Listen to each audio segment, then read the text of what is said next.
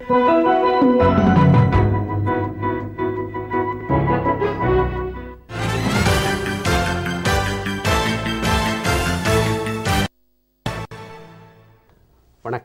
நண்பர்களே.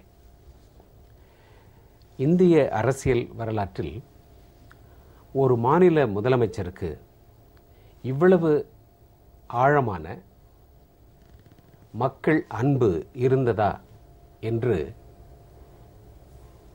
ஆய்ந்து நோக்குகின்ற அளவிற்கு தமிழ்நாட்டில் மக்கள் அன்பை பெற்ற முதலமைச்சராக மதிக்கப்படுபவர் மக்கள் முதல்வர், அனைத்து இந்திய அண்ணா திராவிட முன்னேற்றக் கழக பொதுச் செயலாளர் செல்வி ஜெயலலிதா அவர்கள்.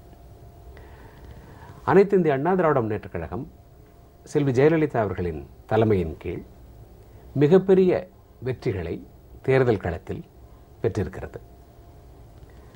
செல்வி ஜெயலலிதா அவர்களுடைய ஆட்சி காலங்களில் தமிழ்நாட்டில் பாமர மக்கள், ஏழை மக்கள், நடுத்தர மக்கள், உழைக்கும் மக்கள் இவர்களெல்லாம் மிகப்பெரிய பாதுகாப்பை, சமூக பாதுகாப்பை, பொருளாதார பாதுகாப்பை பெற்றிருக்கிறார்கள். இந்த அன்பின் காரணமாக தலைமைக்கும் மக்களுக்கும் இடையே ஒரு நெருக்கமான, உணர்வு பூர்வமான உறவு ஏற்பட்டுவிட்டது. இந்த உணர்வு பூர்வமான சொந்தம், பந்தம் காரணமாக செல்வி ஜெயலலிதா அவர்களுக்கு ஓர் இடர்பாடு நேர்ந்த பொழுது அதனை தாங்கிக் கொள்ள இயலாத மக்கள் தங்களுடைய உணர்வுகளை, தங்களுடைய இதயத்தின் துடிப்பை பல்வேறு வகைகளில் வெளிப்படுத்தி வந்தார்கள்.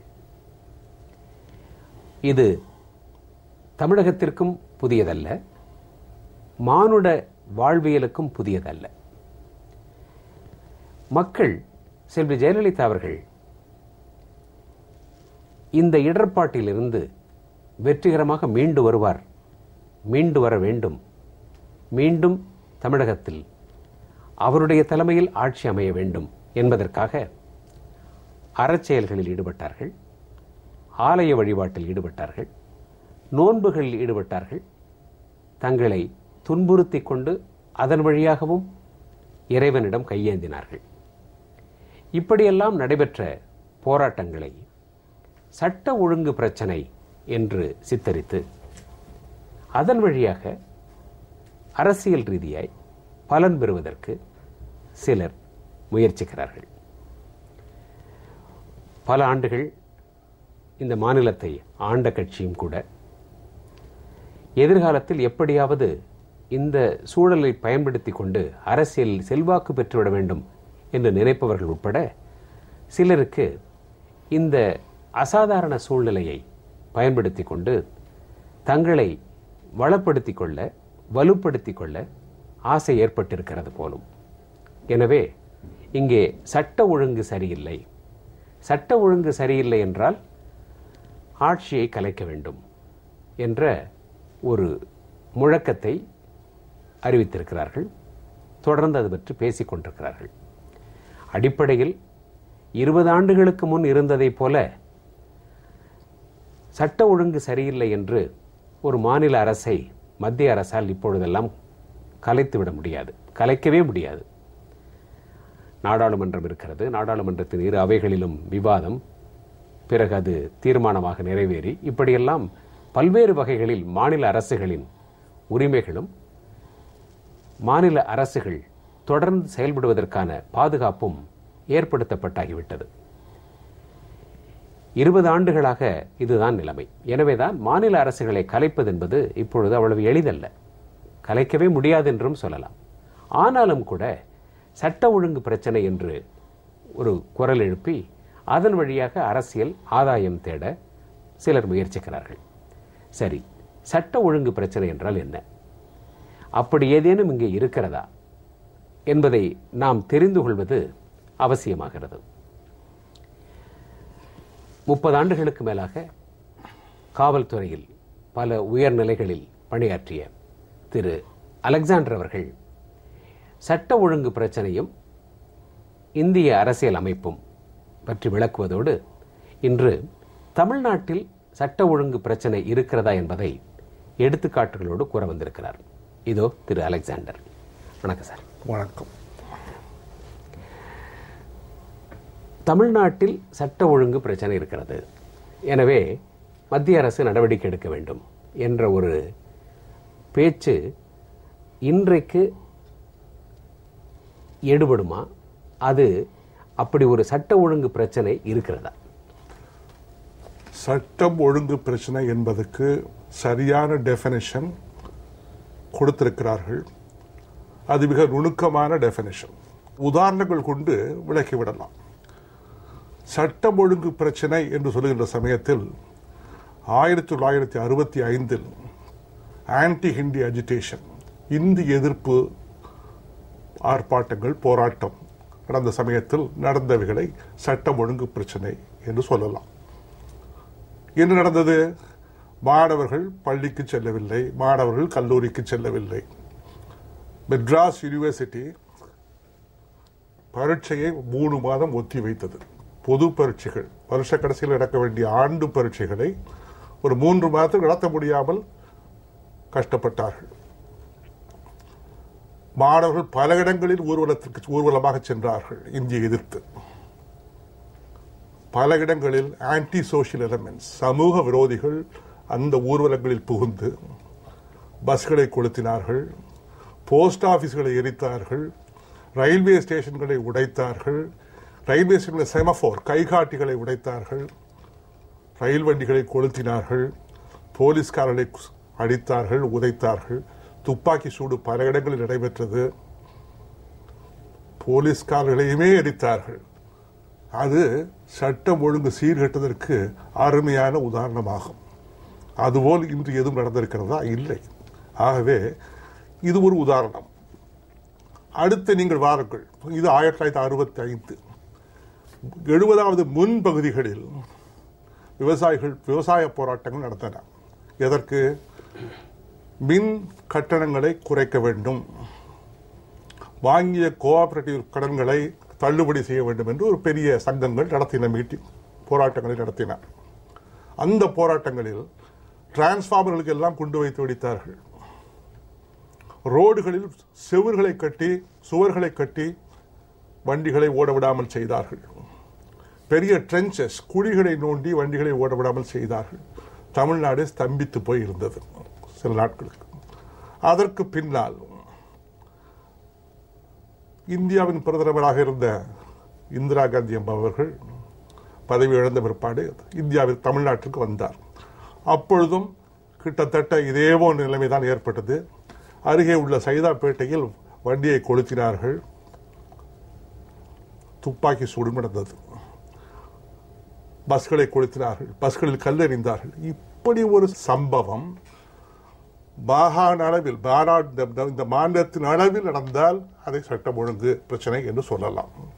அல்லது 1-2 சம்பவங்கள் நடந்தாலும் கூட அது மக்களிடம் பீதியையும் பயத்தையும், ஐயோ இப்படி நடக்கிறதே என்று ஒரு எண்ணத்தையும் உருவாக்குவையும் சட்டம் ஒழுங்கு சீர்கெட்டு போய்விட்டது என்று சொல்லலாம். அப்படி ஒன்றும் நடந்ததாக தெரியவில்லை. இப்பொழுது நடந்தது என்ன? தனக்கு மிகவும் பிரியமான ஒரு தலைவர் ஒரு இடர்பாடில் இருக்கிறார்களே என்ற உணர்ச்சியின் வெளிப்பாடாக சத்தியாகிரக போராட்டங்கள் நடந்து கொண்டிருக்கிறது. என்ன நடந்து கொண்டிருக்கிறது? உண்ணாவிரதங்கள், மனித சங்கிலிகள், கோயில்களில் தொழுகை, வேண்டுதல், யாகங்கள் வளர்த்தல், மொட்டை ஓடுதல், உணவை இந்த தரையில் போட்டு உணவை சாப்பிடுதல், இது போன்ற தன்னை வருத்திக் கொள்ளும் செயல்கள் தான் நடந்து கொண்டிருக்கின்றன. இதை செய்வது யார்? கட்சிக்காரர்கள் மட்டுமல்ல, பொதுமக்களும் செய்கிறார்கள். மீனவர்கள் மீன் பிடிக்க போகவே இல்லை. ஏன்? இந்த முதலமைச்சர் இருந்த சமயத்தில் தனக்கு எவ்வளவு உதவி செய்திருக்கிறார்கள். அந்த உதவி செய்த ஒரு பெரிய தலைவி இப்பொழுது இடர்பாட்டில் இருக்கிறார்கள் என்ற சிம்பத்தி. வியாபாரிகள் வால்மார்ட்டையும் கேர்ஃபோரையும் கொண்டு வராமல் நிறுத்தினார்களே அப்படி என்ற எண்ணத்தில் கடையடைத்திருக்கிறார்கள். ஆகவே இதையெல்லாம் சட்டம் ஒழுங்கு சீர்குலைவு என்று சொல்வது, சட்டம் ஒழுங்கு சீர்குலைவு என்பதன் அர்த்தத்தை சரியாக புரிந்து கொள்ளாத தனம்தான் என நான் எண்ணுகிறேன். சில எடுத்துக்காட்டுகளை சொன்னீங்க. 65 நடந்த இந்திய எதிர்ப்பு போராட்டம், 72 நடந்த விவசாயிகள் போராட்டம், 77 திருமதி இந்திரா காந்தி தமிழகத்திற்கு வந்த பொழுது மதுரையில் அவரே தாக்கப்பட்டது, சென்னையிலும் வேறு சில இடங்களிலும் திமுக காரர்கள் செய்த அடாவடி அராஜகங்கள், இவற்றையெல்லாம் எடுத்து சொன்னீர்கள். சட்ட ஒழுங்கு பிரச்சனையை காரணமாக காட்டி ஒரு மாநில அரசு மீது மத்திய அரசு நடவடிக்கை எடுப்பது என்பது இப்பொழுது அவ்வளவு எளிது அல்ல. அதிலும் சட்ட ஒழுங்கு என்றால் சத்தீஸ்கரிலும் ஜார்க்கண்டிலும் மற்ற இடங்களிலும் நிகழ்கின்ற அன்றாட நிகழ்வுகளை போன்ற பிரச்சனைகளை வேறு எந்த மாநிலங்களும் சந்திப்பதில்லை. மத்திய அரசு அதிலெல்லாம் இப்பொழுது தலையிட வேண்டிய சட்ட சூழலும் இன்றைக்கு இல்லை. எனவே சட்ட ஒழுங்கை காரணமாக காட்டி இந்த ஆட்சியை, அனைத்து இந்திய அண்ணா திராவிட முன்னேற்ற ஆட்சியை அசைத்து விடலாம் என்ற நம்பிக்கை யாருக்காவது இருக்குமேயானால் அது அறியாமையின் வெளிப்பாடாகத்தான் இருக்கும். இருந்தாலுமே கூட இன்றைக்கு நடைபெறுகின்ற இந்த நிகழ்வுகள், ஆங்காங்கே நீங்கள் குறிப்பிட்டதை போல உண்ணாவிரத போராட்டங்கள், ஆலய வழிபாடுகள், இன்னும் நேர்த்தி கடன்கள், இவையெல்லாம் ஒரு அன்பின் வெளிப்பாடாக நடைபெற்றுக் கொண்டிருக்கக்கூடிய நிகழ்வுகள். இருந்தாலும் கூட இத்தகைய போராட்டங்களை நடத்துவது என்பது பெரிதும் நேசிக்கின்ற, உளமாற நேசிக்கின்ற ஒரு தலைவருக்கு இடர்பாடு நேருகின்ற பொழுது தொண்டர்கள் இதை நிகழ்த்துவது, மக்கள் இத்தகைய போராட்டங்களில் ஈடுபடுவது என்பது புதியதா இந்தியாவிற்கு? இது பொதுமக்களும் சேர்ந்து செய்கிறார்கள் என்பது இது புதியதாகத்தான் கருத வேண்டும்.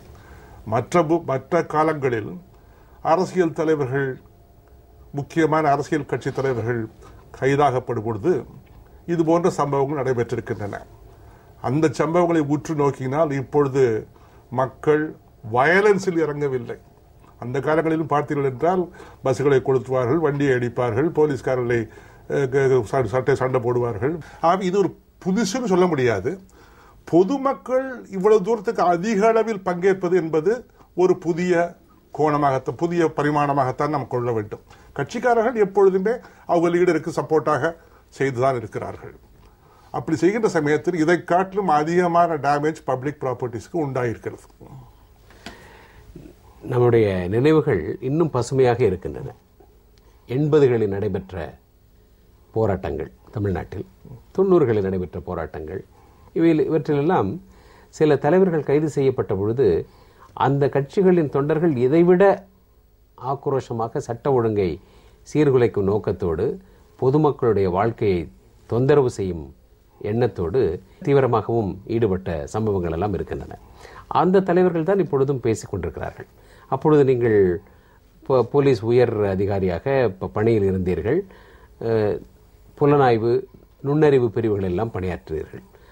அந்த சம்பவங்களை சொல்லி இப்பொழுது நடக்கின்ற அறவழி போராட்டங்கள் இது நியாயமானது என்பதை எப்படி உங்களால் விளக்க முடியும்? இது இப்ப செய்யறதுலாம் காந்திய வழிதான். முதல்ல 2 நாளைக்கு it is fusion of emotion. ஒரு நம்ம தலைவருக்கு இப்படி ஆகி போச்சே அப்படின்னு சொல்லி வருத்தத்தில் செய்யறாங்க. அதற்கு பின்னால it has been channelised by the party hierarchy. போலீஸ்காரங்களும் சும்மா இல்லை, டிஜி சும்மா இல்லை. உடனே என்ன பண்றாரு, ரெவியூஸ் தி சிச்சுவேஷன். தமிழ்நாடு பூரா 32 போலீஸ் ஆக்ட ப்ரொமல்கேட் பண்ணியிருக்காங்க, ரெகுலேட் பண்றாங்க. இந்த மாதிரி வருகிற சமயத்தில் இப்படித்தான் செய்யணும். இதெல்லாம் ரெகுலேஷன் 32 போலீஸ் ஆக்ட். அது 10க்கு எல்லா ஊர்களையும் special police forces have been deployed. ஆகவே நிர்வாகத்தில் என்ன செய்யணுமோ அதை டிஜிபி நல்லா செஞ்சிருக்கார்.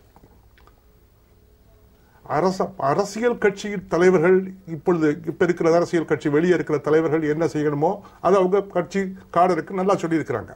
ஆகவே இது சாத்வீக முறையில் நடந்துகிட்டு இருக்கிறதே ஒழிய வன்முறையாக இல்லை அப்படிங்கிறது தான் என்னுடைய கணிப்பு. இதற்கு முன் நடந்த போராட்டங்களில் கடுமையான பொது சொத்துக்கு சேதம் விளைவிக்கின்ற செயல்களில் ஈடுபட்ட தலைவர்கள் இன்றைக்கு சட்டம் ஒழுங்கு சரியில்லை என்று சத்தம் போடுகிறார்கள்.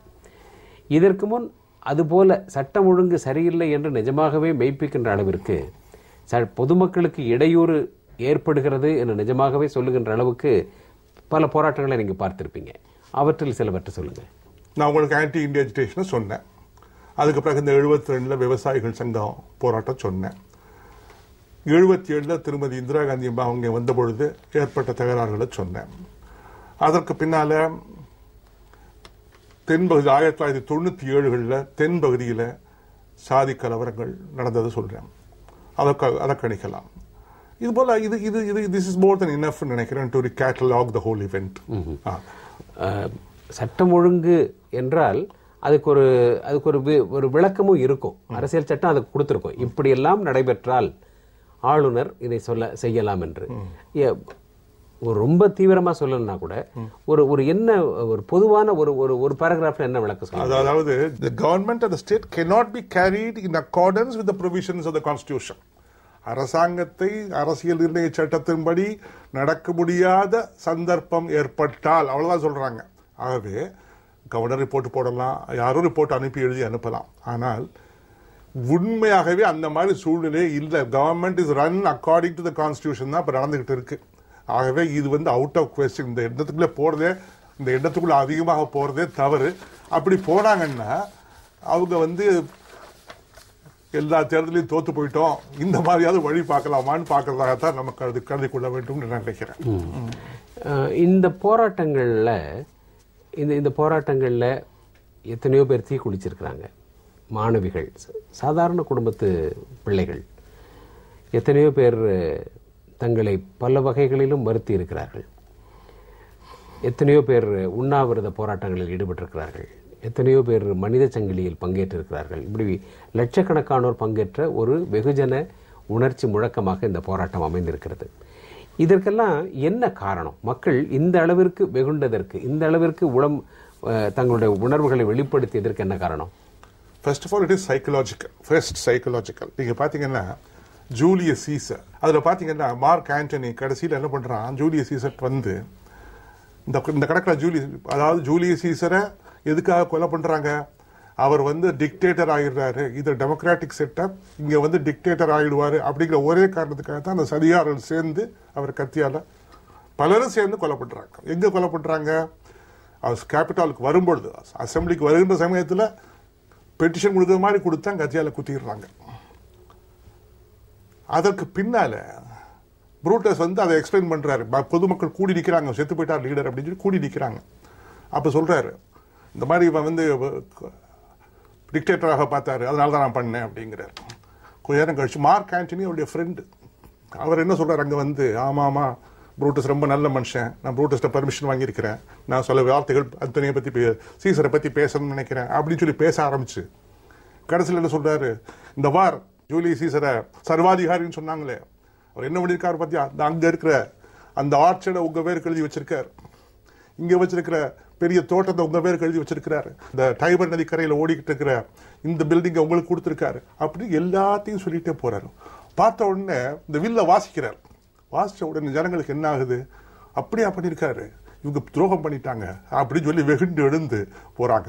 ஆகவே ஒவ்வொரு வெகுண்டு எழுந்து போய் ரோமவே குளிச்சு விட்டுறாங்க. ஒவ்வொரு லீடரும் அந்த psychological support is always available when they are in trouble. இது நடக்குது. அதே மாதிரி எல்லா தலைவர்களுக்கும் நடந்திருக்கு, இல்லாம இல்லை. இந்த விஷயத்துல பொதுமக்களும் சேர்ந்து இதை செஞ்சாங்க அப்படிங்கிறது தான் ரொம்ப குறிப்பிடத்தக்க அம்சம். Fishermen have struck work for days together. வியாபாரிகள் கடை அடைச்சு போட்டாங்க, மாணவர்கள் போனாங்க. இதெல்லாம் இன்ஜினியர்டு கிடையாது, ஸ்பான்டேனியஸ், இயற்கையாக ஸ்பான்டேனியஸ். எனக்கு தெரியும், நான் ரொம்ப நாளா இன்டெலிஜென்ஸ் இருந்திருக்கிறேன், எனக்கு பலவிதமான உள்ள நடந்ததுக்கிறதெல்லாம் தெரியறதுக்கு வாய்ப்புகள் உண்டு.